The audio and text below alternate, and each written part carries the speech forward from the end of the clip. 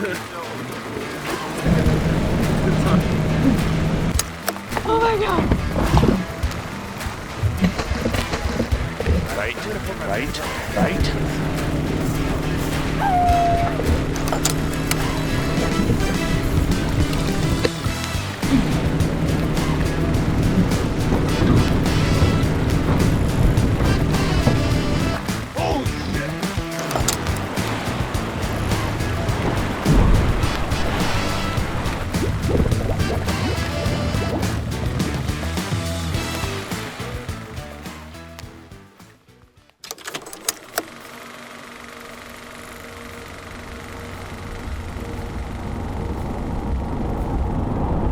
On the way.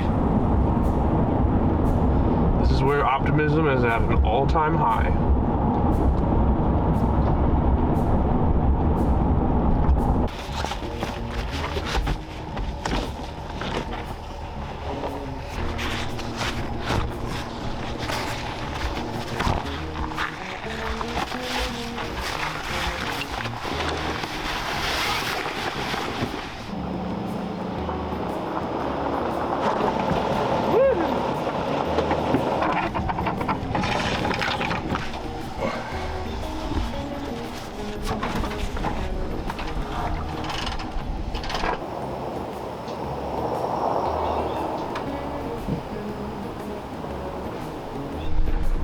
Good morning, everybody.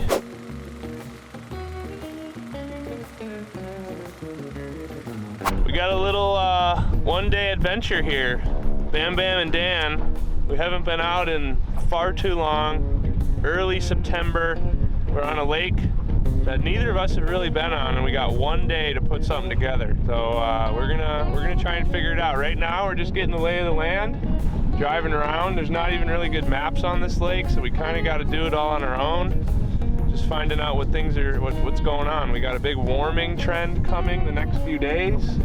Thinking that they might be shallow weeds, but you know, we're gonna start there and see what they tell us. So stay tuned on what we find.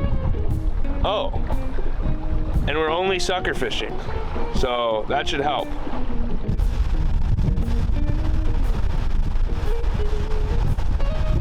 I'm probably gonna throw some of my tried and true favorites.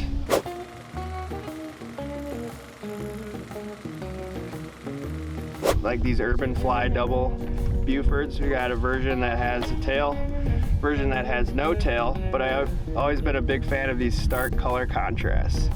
So I'll probably start with something like that. And I'm more of a medium fly size guy. I don't throw a lot of the really big stuff, but this is about as big as I would throw today, something like that. And then I have some more modest size flies, smaller weighted deceivers. You get a little bit more of a jigging action like that, and you'll pick up some fun bycatch on that type of fly too. And then of course, mini gliders, compliments of Nick Gellerstadt. These things are amazing. Yeah, so we'll try to see if we can figure out a pattern today.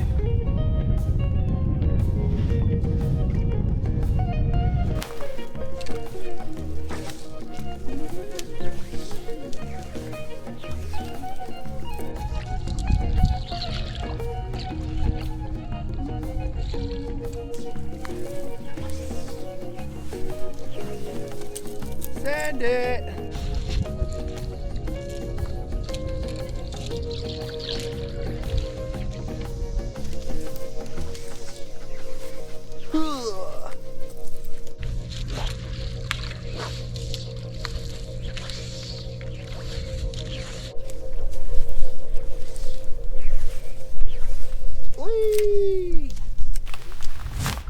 Alright, so a little bit about what we're using as we go about figuring this out.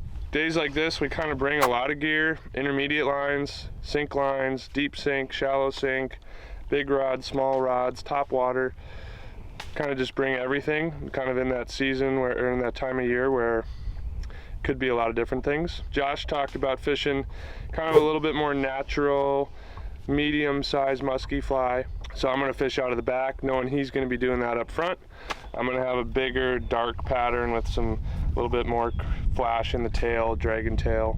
So we can at least use those as a starting point. When we get asked about, how do I know when to switch? how do I know when to use what? There's no exact science for any given day, but if you pick a good point to start from, then as we start changing throughout the day, we'll have a little bit more confidence knowing we've already tried something that didn't work. Maybe we got to follow on some big and dark stuff, so maybe we hone in a little bit on that. I got the Tommy Chippewa River two-handed predator rod. This is the big gun. Big old grip with a 750 grain line on it for the big flies. Big articulated glide fly. Gonna be fishing this pretty aggressively. So it's a steep sinking line, but because this fly is super big and buoyant and I want to fish it really aggressively, this is probably gonna get me really just a few feet down. Not a very deep lake. Like we said earlier, we're gonna be targeting some shallow weeds and some shelves and some cabbage kind of out in 7 to 8 feet of water. Should be able to get right in and around and over the tops of that. Josh has got a full sink Cortland up there. Kind of similar program in terms of depth. We'll see if the muskies like it.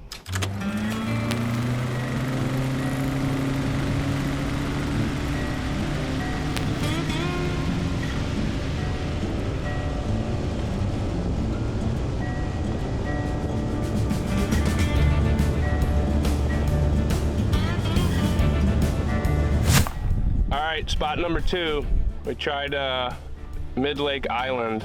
Had some cabbage and some reeds. There's some bait over there, but it's kind of running parallel with the wind and wasn't getting wind blown. Now we're mixing it up, doing something a little bit different than that. We got wind coming from the west, so we're gonna try some wind-blown weeds, wind-blown creek mouth. And then we got a nice peninsula that's kind of sticking out, and you got a current seam kind of crashing right into it. So we're gonna run that right on the morning moon period, see if that produces.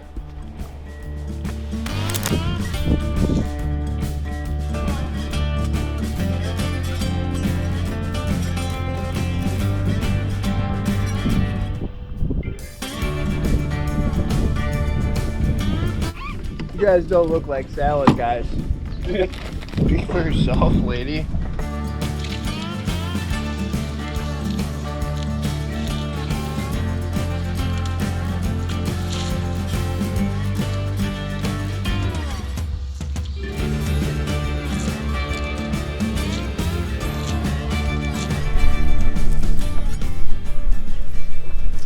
Hey! Alright. It'd be really cool if we caught one now. Like, really cool. If I was a muskie, I'd sit right on this private beach right here.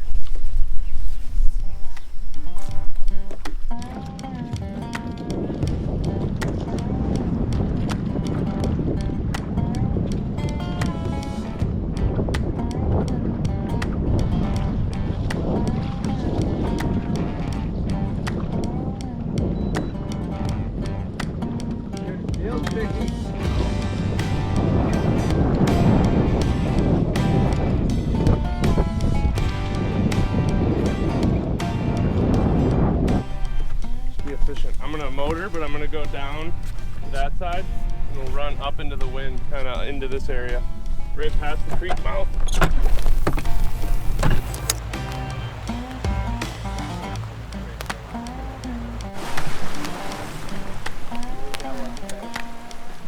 Only, but we got the waypoint.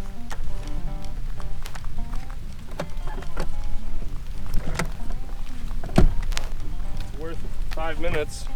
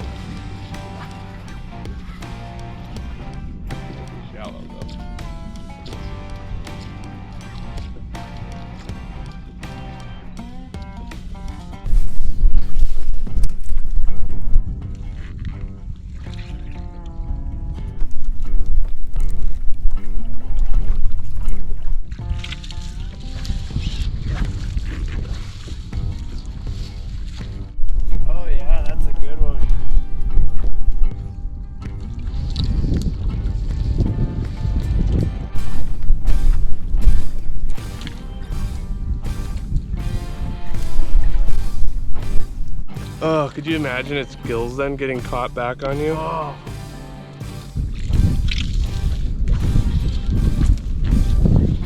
Pretty quiet lake too, man. If this is Saturday, it's Labor Day weekend.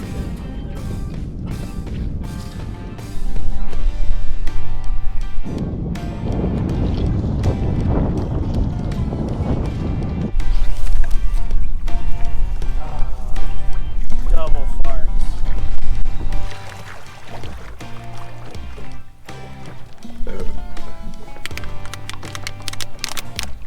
What time is it? Do you want to boogie?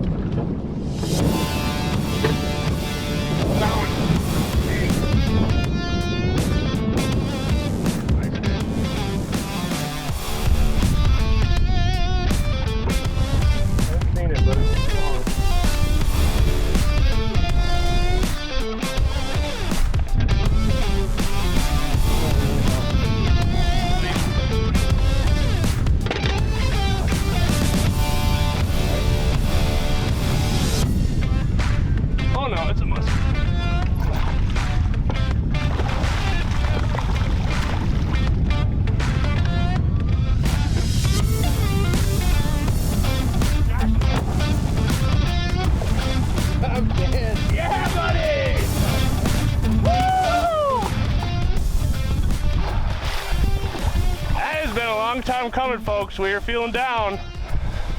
We weren't loving it. We were about to leave.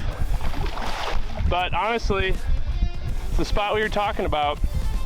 We got a mid-lake bar. We marked some fish there. She's fired up. We marked some fish there on the first pass. We got a seam.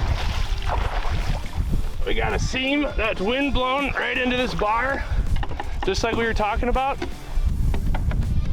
A little bit deeper. We came in through here the first time and we jammed the trolling motor into the ground because there's not really good lake maps, so we're kind of flying blind. Just gave it a couple aggressive strips, long pause. We got a muskie.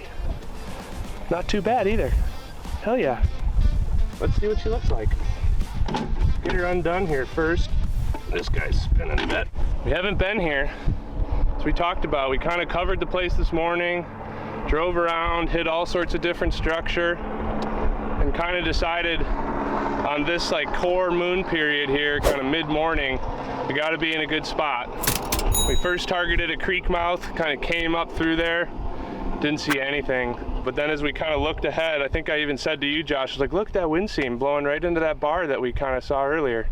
We came through here. It's tough fishing with confidence, I'll tell you that, at least for me. Not seeing anything today, being on a new lake, haven't fished in a while.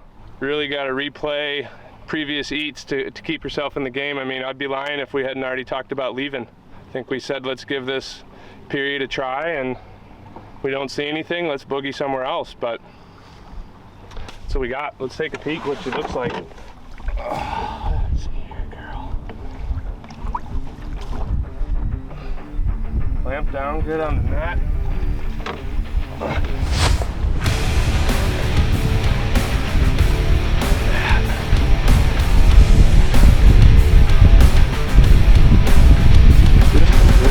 Wisconsin fish. Makes this boat smell real good.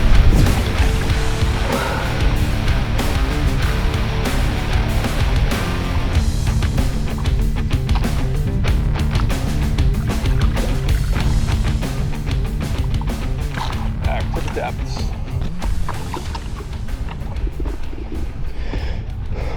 All right, let's just talk a little bit about fly selection today, since again, new lake, we often get asked how do we go about fly selection when we're musky fishing, and how do you work through the process. So as we talked about earlier, we started with a pretty common program that we use, especially really lakes and rivers. one guy, one gal is doing something different than the other. So Josh was up front, had something pretty medium sized, natural.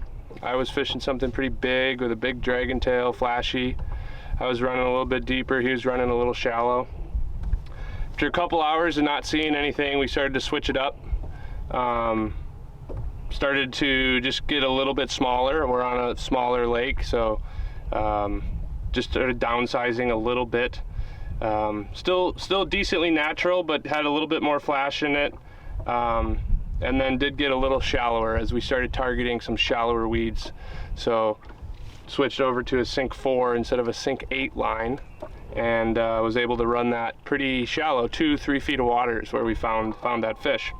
So what do we got here? This was the fly we just caught the fish on, tied by Mr. Nick Gellerstad, Haas, about a 9-inch glide fly, articulated. You can see white, orange, got some Wisco flame in it and lavender. Pops pretty nicely on the dark stained water. I don't know that it was a lot about the color. It's mainly for me so I could see it. But nice side to side. I could fish it pretty slow and still get some good action out of it. Fish smoked it, so that's what counts. So got one nice one. Fished that spot out for a little bit longer. Gave it probably another hour and a half, but pattern seemed to die pretty quickly. Tight window. Clouds disappeared. Starting to get hot. Wind died off a little bit. So we are going to boogie and go to a different lake. See what happens.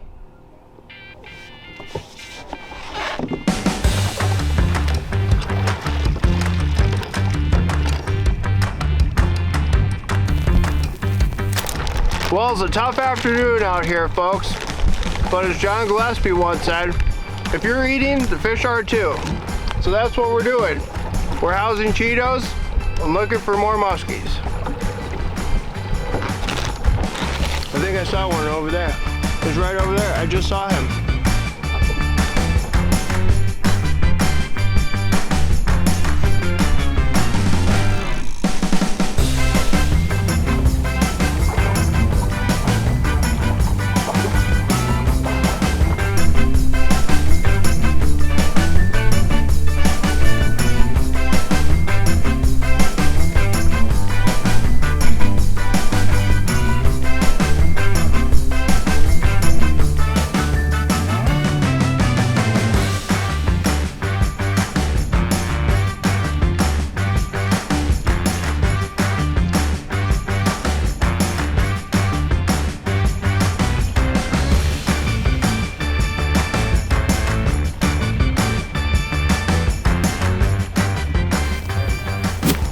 Hey, we're rolling.